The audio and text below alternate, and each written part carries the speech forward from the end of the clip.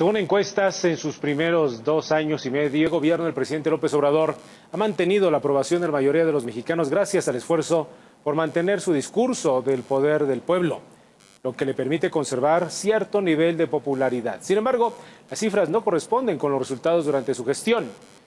Es la posibilidad de mantener una estrategia constante, diaria, sobre una realidad impuesta prácticamente desde el púlpito presidencial.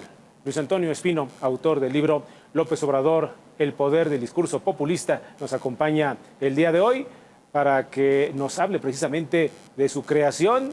Muchas gracias, Luis, por estar con nosotros. No, al contrario, Héctor, muchísimas gracias por esta oportunidad para platicar con todo tu público.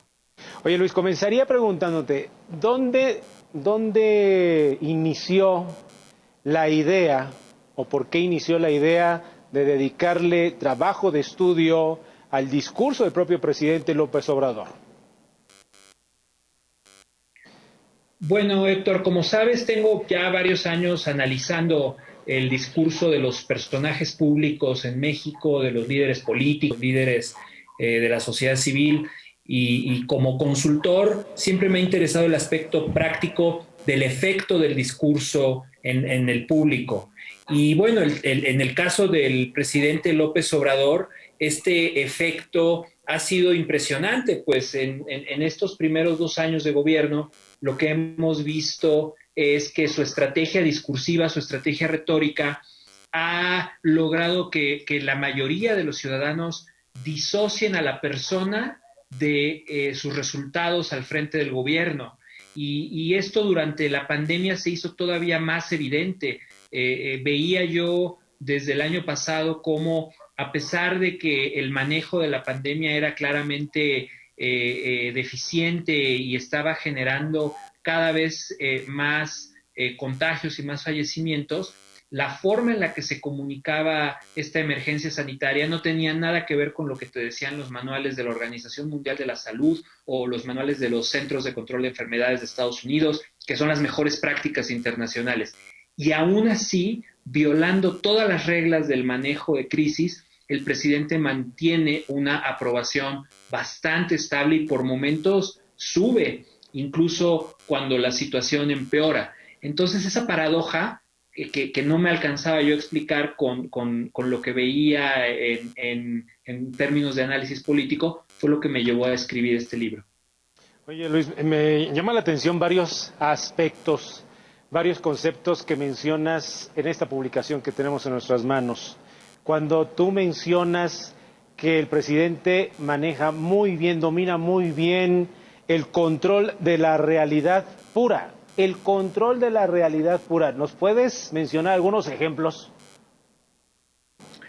Claro, mira, a lo largo del libro yo hablo de un término, hago una metáfora, le digo la batalla por el control de la realidad, porque en realidad todos los días vemos de un lado al presidente y a sus seguidores hablando de un México, ¿no? En el que las cosas van bien, el pueblo está feliz, los resultados son positivos, se está haciendo una transformación histórica y el presidente es esta figura pues a la altura de Juárez, de Madero, de Cárdenas, y vemos del otro lado la realidad, los datos, los hechos, el día a día que muchos mexicanos van pues viviendo y a veces padeciendo con las crisis grandes y pequeñas que estamos sufriendo en todos los ámbitos.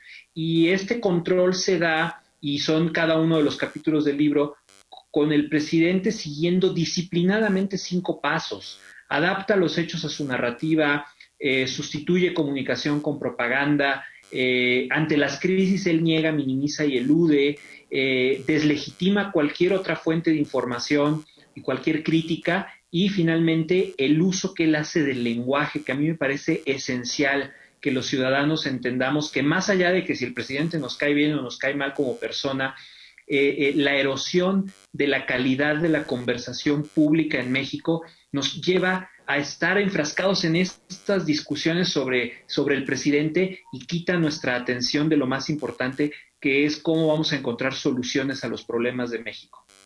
Hablando del lenguaje, dedicas también parte de este libro en el insulto dentro del discurso presidencial y retomas algunos de los elementos que ha mencionado el propio jefe del Estado mexicano y los leo textual, ¿no?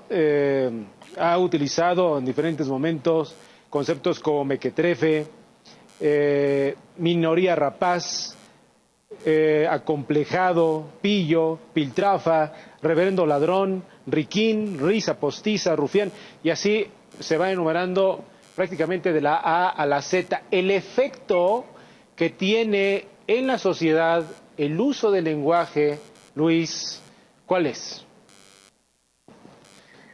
Bueno, yo en el libro yo argumento que justamente todo este manejo del lenguaje y volver el insulto parte tan importante del discurso es algo que erosiona la democracia y erosiona la conversación pública. Y justamente el efecto que tiene es deslegitimar a actores de la vida pública que en realidad tienen el mismo derecho que cualquiera a participar. A veces le puede tocar el insulto a los medios, a veces le puede tocar al empresariado o a cierta parte del empresariado, a veces a las organizaciones de la sociedad civil, como se ha visto en días recientes. A veces incluso en el libro yo lo cuento, pues le ha tocado hasta a Thalía, a Eugenio Derbez y el Chicharito Hernández por opinar, por hacer esto que es normal en democracia, que es participar en la conversación de los asuntos que son de todos. Y entonces, este insulto, esta forma que tiene el presidente de dirigir la atención y dirigir la conversación, en mi opinión, y esa es una de las tesis del libro, está erosionando la capacidad de los mexicanos para, más allá de él y de su persona, que entendamos qué es lo que le está pasando al país y cuáles son las formas en las que podemos encontrar respuestas a esos problemas, muchos de los cuales efectivamente el presidente heredó y otros que se han visto agravados por las decisiones que él ha tomado y otros que pues claramente él generó con esas decisiones, ¿no? Claro.